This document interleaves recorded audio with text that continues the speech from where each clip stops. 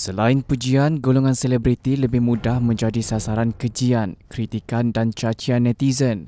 Antara yang menjadi mangsa ialah pelakon dan ahli perniagaan Datuk Seri Izlan Yusof. Namanya tiba-tiba menjadi sebutan netizen apabila menerima darjah kebesaran Sultan Ahmad Shah Pahang yang amat dimulia peringkat pertama Sri Sultan Ahmad Shah Pahang SSAP yang membawa gelaran Datuk Seri sempena Hari Keputeraan Sultan Pahang Sultan Ahmad Shah baru-baru ini.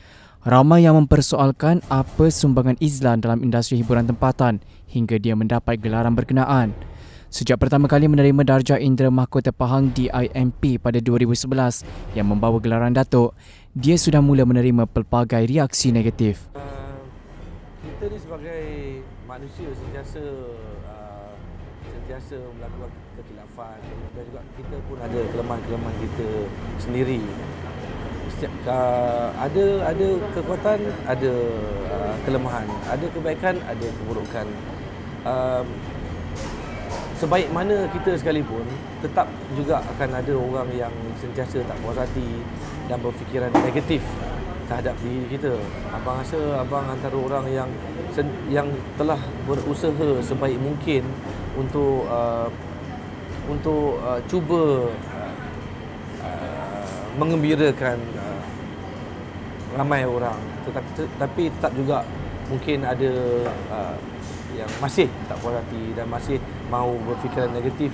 Dan abang beranggapan bahawa orang-orang sebegini adalah orang-orang yang tidak tahu ataupun tidak mahu mengiktiraf dan ataupun tidak sedar tentang nikmat yang Allah Subhanahu Wa Taala berikan kepada kita, kerana kita ni telah tertulis rezeki masing-masing. Dan abang bersyukur atas perkenan Allah Subhanahu Wa Taala yang telah memberikan abang rezeki sebegini. Pegangan abang simple aja. Rasulullah SAW adalah seorang manusia maksum, kekasih Allah, tetap juga diperangi oleh orang-orang yang tak berpuas hati dengan baginda, yang tak suka baginda. Apatah lagi kita hamba Allah yang kerdil dan terlalu banyak kekurangan ni. Jadi itu antara pegangan abang yang membuatkan abang sentiasa kuat untuk menghadapi perkara-perkara negatif yang sentiasa datang dalam hidup. Sebab abang nak cuba untuk membahagiakan, cuba untuk membuat orang gembira dan suka pada abang. Kalau ada segelintir yang tidak suka, abang tak boleh nak buat apalah. Life goes on. Itu adalah antara soalan klise yang sentiasa ditanya oleh segelintir manusia yang tidak berpuas hati, yang sentiasa berfikiran negatif ke atas kejayaan orang lain. Apakah sumbangan mereka? Apakah sumbangan Datuk Seri Siti Nurhaliza? Apakah sumbangan sipolan-sipolan? Adakah perlu untuk kita elaborate ataupun untuk senaraikan sumbangan-sumbangan dan juga perkara-perkara yang kita dah lakukan di belakang mereka semua? Jadi bagi abang itu bukannya satu kemestian ataupun kewajipan kepada kami untuk memberitahu kepada seluruh dunia. Setiap apa juga kebaikan yang kita buat, kita tidak perlu untuk kita sharekan kepada dunia. Oh, kita dah buat kebaikan itu, kita dah buat kebaikan ini, kita dah mengadakan majlis amal itu, dah menghadiri majlis amal ini, dah buat perkara kebaikan terhadap orang itu, orang ini. Tidak perlu untuk kita bercerita.